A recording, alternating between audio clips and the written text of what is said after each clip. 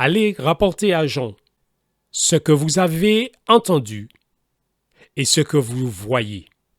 Les aveugles voient, les boiteux marchent, les lépreux sont purifiés, les sourds entendent, les morts ressuscitent et la bonne nouvelle est annoncée aux pauvres. Pourquoi Jésus ne l'a pas répondu directement à la question « Es-tu celui qui devrait venir ou devrions-nous en attendre un autre ?» Jésus le ramène à sa connaissance. Et la connaissance qu'il a eue, qui sert de scellement dans sa vie, va le ramener et à comprendre ce qu'il avait déjà compris durant le temps de son scellement. Que Jésus est bien l'agneau de Dieu, que Jésus-Christ a reçu le Saint-Esprit, qu'il faut qu'il croisse et que je diminue. Il est bien celui dont la prophétie avait annoncé qu'il va guérir les aveugles, qui va faire marcher les boiteux, qui va purifier les lépreux, qui va faire entendre les sourds, et les morts ressusciteront à sa parole, et que cette bonne nouvelle est annoncée. Cette bonne nouvelle du royaume des cieux est annoncée. Puisque Jean avait vécu l'étape du scellement, eh bien Jean comprend ce message, que Jésus est le Messie annoncé et qui est là.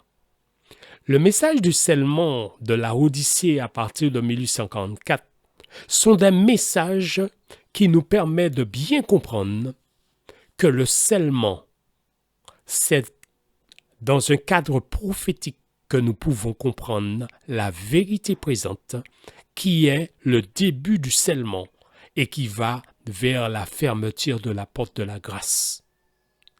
Alors c'est pour cela que cette déclaration de la vérité présente nous permet de nous resituer à l'époque que commence la vérité présente pour aller vers le scellement, la fermeture de la porte de la grâce et comprendre que le temps qui était réparti à Noé est arrivé à son terme quand Noé rentre dans l'arche. C'est pour cela, il nous est dit dans le livre de Matthieu cette déclaration que nous allons préciser maintenant.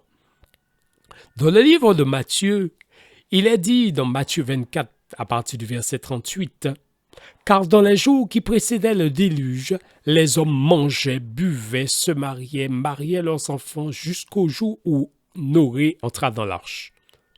Et ils ne doutèrent de rien jusqu'à ce que le déluge vint et les emporta tous.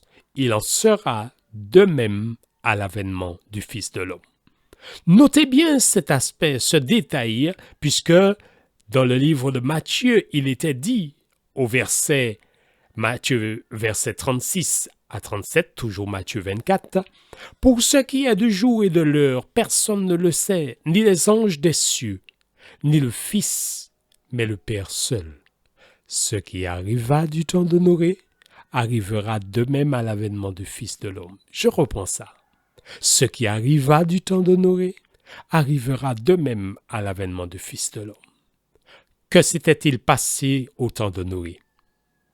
Les hommes étaient absorbés par le boire et le manger, à un tel point qu'ils n'ont pas vu la porte de l'arche se fermer. Ils n'ont pas vu le temps de la fermeture de la porte de la grâce était arrivé. Si nous ne cheminons pas dans la vérité présente, si nous croyons que toutes les vérités sont vérités présentes alors que l'esprit de prophétie nous dit d'une manière claire, il y a de nombreuses vérités dans la parole de Dieu, mais c'est la vérité présente que le troupeau a besoin aujourd'hui. Ce n'est pas toutes les vérités, mais c'est la vérité qui est dévoilée dans le même contexte de Noé. Dans le contexte de Noé, il s'agit d'une période où la grâce a déjà pris fin et que Dieu accorde un temps de grâce supplémentaire. C'est ce qui s'est passé avec l'intermède. L'intermède, le temps de grâce est terminé. Du 6e sceau, on devrait passer au 7e. Mais Dieu va mettre un intermède entre les deux pour servir une période de scellement. Et cette période de scellement, c'est ce que j'appelle la vérité présente dans le contexte prophétique. La vérité présente dans le contexte prophétique nous permet de comprendre ce qui arriva du temps de Noé. C'est la même chose qui est en train de se passer. Un temps de grâce qui s'était déjà écoulé, Dieu a donné des détails pour nous permettre de comprendre qu'il a prolongé le temps de grâce. Et nous pouvons dire, depuis 1844, le retour de Jésus aurait pu avoir quelques années plus tard lieu.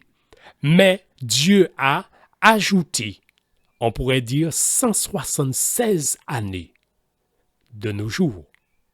176 années jusqu'à de nos jours.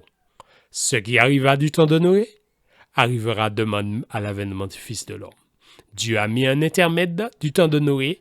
Dieu met un intermède à notre période.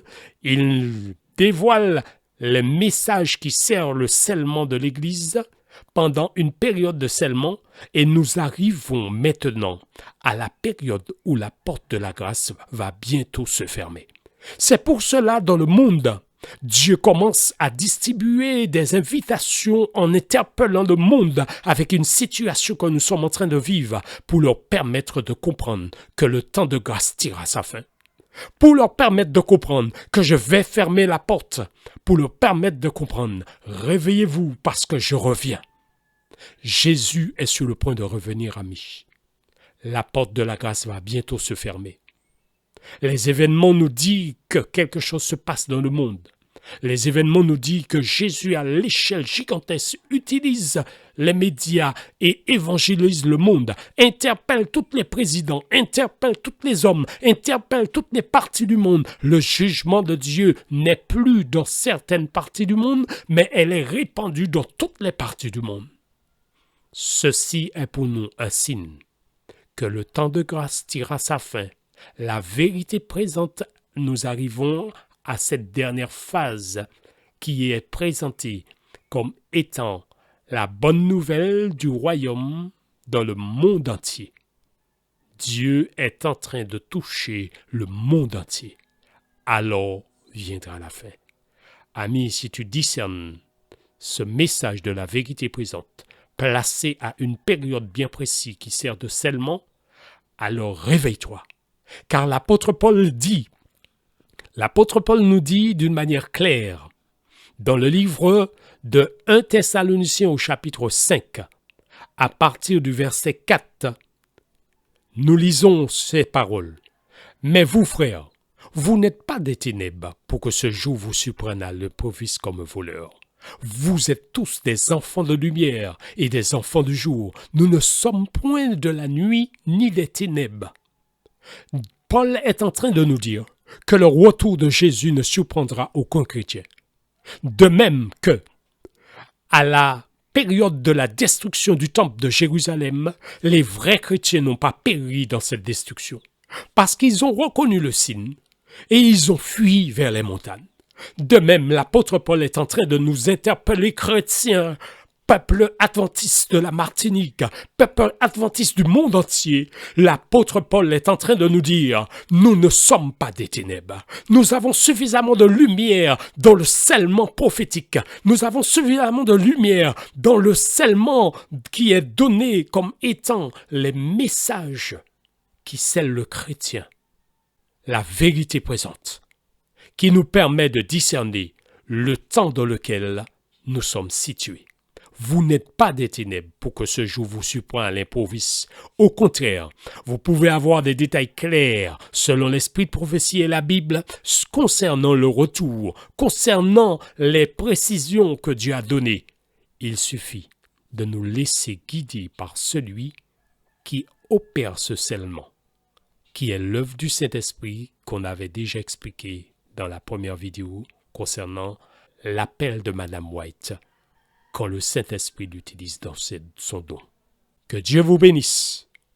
Alors que le temps est là, le temps de grâce tire à sa fin, soyez prêts, car Jésus revient bientôt. Ce n'est pas au moment de la persécution qu'on va se préparer. La persécution est sur le point d'être déclenchée avec les événements qui sont devant nous, vous le savez. Mais tenez-vous prêts, car Jésus revient bientôt. Que la grâce de Dieu repose sur toi, amis.